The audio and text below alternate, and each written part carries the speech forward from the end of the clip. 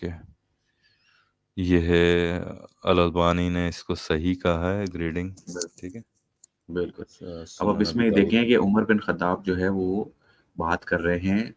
आपको पता होगा कि इस्लाम में जो शादीशुदा जानी होता है, यानी अडल्ट्री का जो, अगर वो मैरिड है जो बंदा अडल्ट्री करे, उसकी सजा ये लोग मानते हैं कि वो स्टोनिंग है, वो लैशेस नहीं है, क्योंकि कुरान में लैशेस की सजा है, कोड़ों की सजा है अजानियों के लिए। एग्जैक्टली, लेकिन यस। ये लोग कहते हैं कि जो शादीशुदा जानी है उसके लिए सजा जो है वो स्टोनिंग की होती है, रजम की।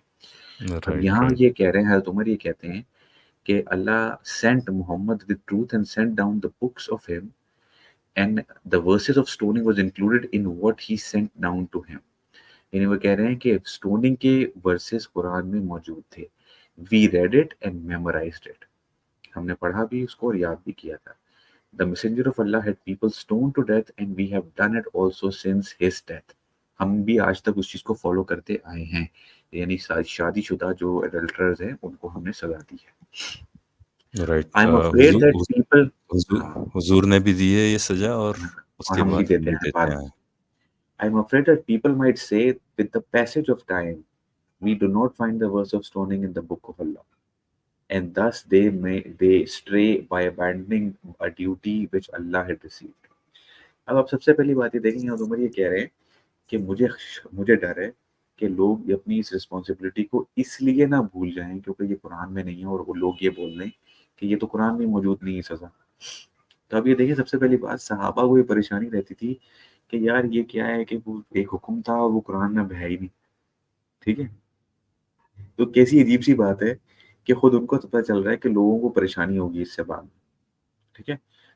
अल्लाह के पास क्या रीजन होगा इसको कुरान में ना रखने का बिकॉज इनके। अच्छा, आगे वो क्या कहते हैं, stoning is a duty led by Allah for married man and women who commit fornication when proof is established, और इफ देयर इज प्रेगनेंसी और अ कन्फेशन। अच्छा, अब एंड में रिमार्क देखें आज उमर क्या कहते हैं। उमर मेड एन एडिशन, अच्छा, I swear by Allah, had it not been so that the people might say Umar made an addition to the book of Allah, I would have written it there.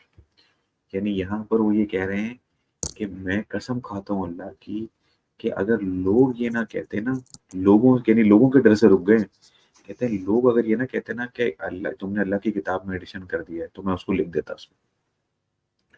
यानी मतलब आप ये उनके कहाँ ईमान का कहाँ level गलत देखें। लॉजिक है यहाँ पे। जी, जरा आप लॉजिक देखें।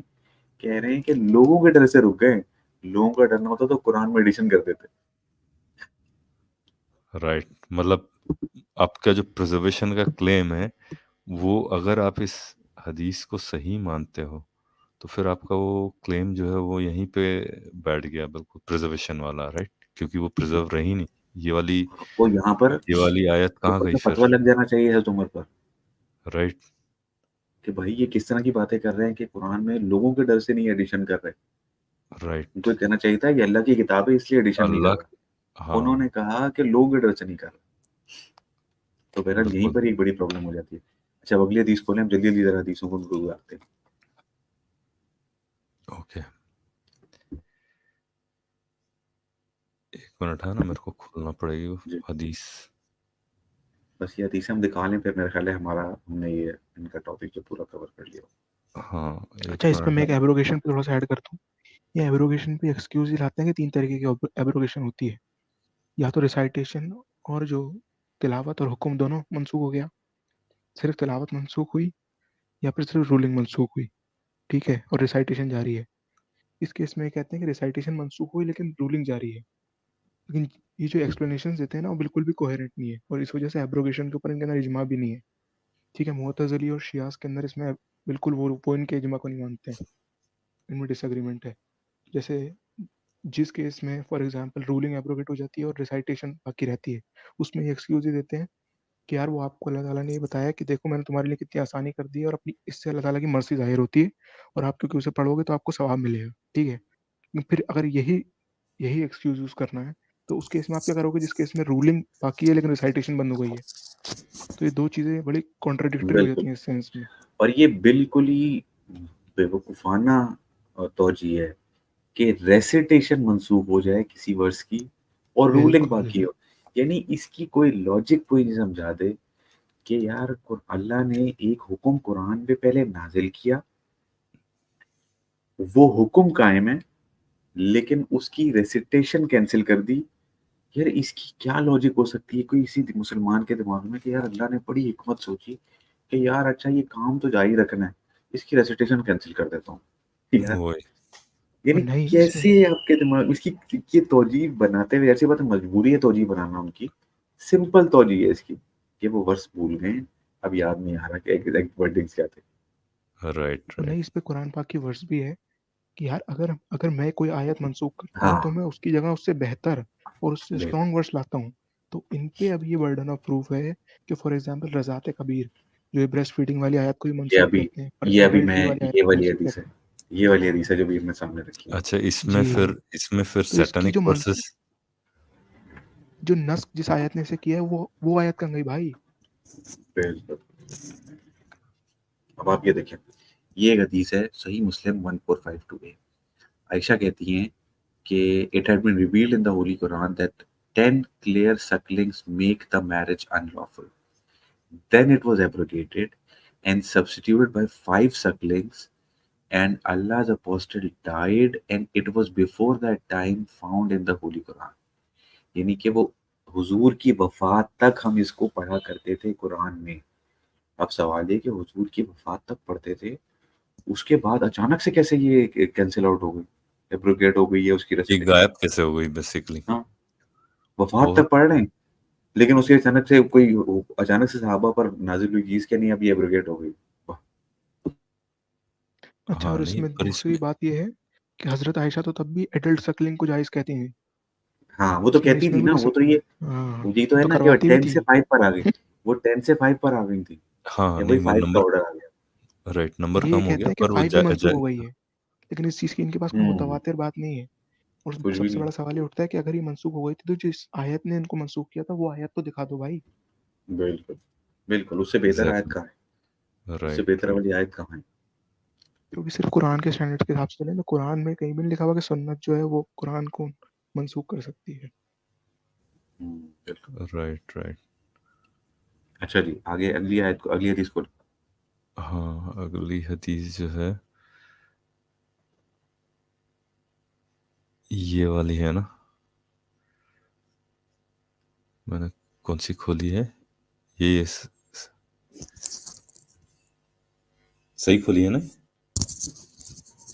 हाँ बिल्कुल सही बोलिए। अच्छा जी, आयशा ने ऑर्डर्ड मी यानी अबू यूनुस को to transcribe a copy of the Quran for her and said, when you reach this verse, guard the prayers and the middle prayer. Inform me. So when I reached it, I informed her and she gave me dictation like this: guard the prayer and the middle prayer and the afternoon prayer and stand up truly obedient to Allah. Aisha said, this is how I have heard it from the messenger of Allah. यानी ये जो afternoon prayer है ना, basically ये basically असर कहलाती है। तो ये कह रही हैं कि ये बेसिकली जो आज कुरान है ना, उसमें सिर्फ यही वर्डिंग है, guard the prayer and the middle prayer. ये जो आगे वर्डिंग इन्होंने लिखवाई है ना कि एंड द आफ्टरनून प्रेयर, असर, ये बेसिकली वाल असर, ये हजरत आयशा कहती हैं कि ये हुजूर से तो मैंने ऐसी सुनी थी और ऐसी लिखो इसको। यानी कि हजरत आयशा इस बात को मानने को तैयार नहीं है कि ये हट गई है, ये अल्फाज अब उसमें नहीं है, लेकिन जो है वो बाकी आज तक जो कुरान मौजूद है उसमें से ये अल असर के अल्फाज मौजूद ही नहीं। ठीक है ना। तो राइट ये भी बेसिकली एक वर्ड्स अल्फाज हैं जो कि अब मिसिंग है। ठीक ये है। इसको इस तरीके से रिकंसाइल करने की कोशिश करते हैं, कहते हैं कि जो सहाबी थे वो अपने पर्सनल नोट्स के लिए ये सारी चीज़ें अपने हम्म, मुसहफ में लिख करते थे, लेकिन वो बिल्कुल। चीज़ यहाँ पे इसलिए एप्लीकेबल नहीं कि हज़रत आयशा कह रही है मैंने हुजूर से ये चीज़ सुनी है। सुनी है ऐसी चीज, बिल्कुल। वो कह रही है बकायदा, और वो कह रही है मैंने, यार मुझे एक बात बताओ, कॉपी ऑफ कुरान वो लिखवा रही हैं और वर्सेस के दरमियान कोई सहाबा नोट्स लिखते थे। जरा सोचो कि ये ऐसी जसारत करने की कोई वो कर सकते थे? बिल्कुल। सहाबा से ऐसी सी बातें उसका मंसूब नहीं कर रहे उसका हैं। सेंस क्या नहीं, ये बनता कहते है। हैं कि पेपर उस टाइम हाँ, में कम होता था, इस वजह से वो अपने नोट्स के तौर पे लिख देते थे। जबरदस्त जबरदस्त। लेकिन इसमें पेपर पॉइंट ये है कि पेपर यार तो होता ही नहीं था उस वक्त पे, पार्चमेंट नहीं, से जो ही भी सारे। पार्चमेंट है, जी हाँ जो भी हाँ पार्चमेंट। हाँ हाँ हाँ, नहीं मतलब मैं कह रहा हूँ सवाल मैं ये उठाना चाहता हूँ कि पार्चमेंट बनाना अगर आपके लिए इतना मुश्किल था काम, तो आप थोड़ा वेट कर लेते 200 साल हाँ 300 साल।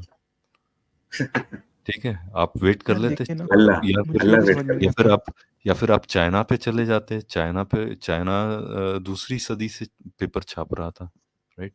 नहीं, इस पे ना पेपर देखिए, छाप मैं रहा मेरे था ख्याल है यानी डिसएग्री करता हूँ थोड़ा छोटा सा। मेरे पेपर ख्याल है प्रोड्यूस कर रहा था बेसिकली। मेरे ख्याल है चाइनीज लैंग्वेज इतनी एलोक्वेंट नहीं चाइनीज़ लैंग्वेज लेकिन बड़ी क्लियर है। अगर एक एक कोई है।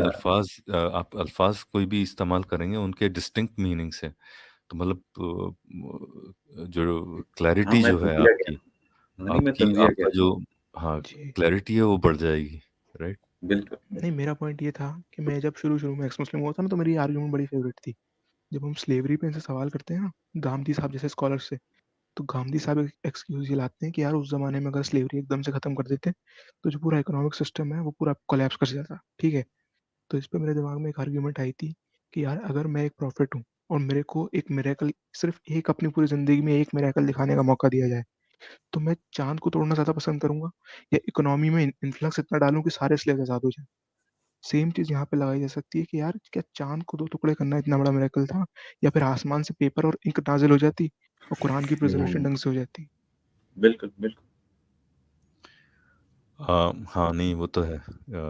पर फिर उसके आर्गुमेंट्स दूसरे भी दिए जा सकते हैं कि भई आप जब इतना बड़ा चेंज करवा रहे हो कि लोगों के जो डीपेस्ट हेल्थ बिलीफ्स हैं आप उसको बदल रहे हो, तो फिर ये तो बहुत छोटी-सी चीज़ हो गई। ख़ैर ये आर्गुमेंट्स अपनी बहुत पुरानी है इसमें, राइट?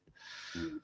एनीवेज़ ये जो नेक्स्ट। गुलामी वाली चीज़ है ना, इसमें बस एक कमेंट मैं ऐड कर दूँ कि जब हाँ, हुजूर का दौर आया तब तो बड़ा ग्रेजुअल चेंज चाह रहे थे स्लेवरी में कि बड़ा वो तो पूरी इकोनॉमी उस पे रिलाई करती थी।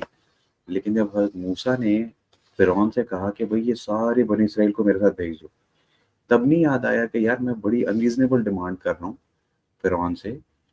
उससे ये डिमांड कर लेता हूँ कि यार बनी इस्राइल से काम लो लेकिन उसके साथ सलूक बेहतर कर लो। लेकिन तब आपने फ़ौरन इकोनॉमी का ख़्याल-व्याल कोई नहीं किया उसका, उसको बोला नहीं, नहीं, नहीं सबको मुझे छोड़ दो, इनको जान छोड़ो बस मैं लेके जा रहा हूँ। यार उसकी इकोनॉमी का ख़्याल नहीं किया, बाद में नहीं, इकोनॉमी का बड़ा ख़्याल था आपको। अब्राहम लिंकन को तो इकोनॉमी की फिक्र हुई नहीं, ऑल हाँ, पावरफुल अल्लाह को इकोनॉमी की फिक्र हो गई। हाँ, हाँ, नहीं वही मैंने कहा कि आपने पूरा जो कौन-सा नूह वाला जो किस्सा है उसमें आपने पूरी हाँ, दुनिया तबाह कर दी। तबाह कर तब दी। आपको इकोनॉमी और बाकी कुछ चीज़ नहीं दिखी, तो फिर अब आप तब इकोनॉमी के पीछे पड़े हैं, तो फिर तो आपकी बात ही अलग है फिर। हाँ।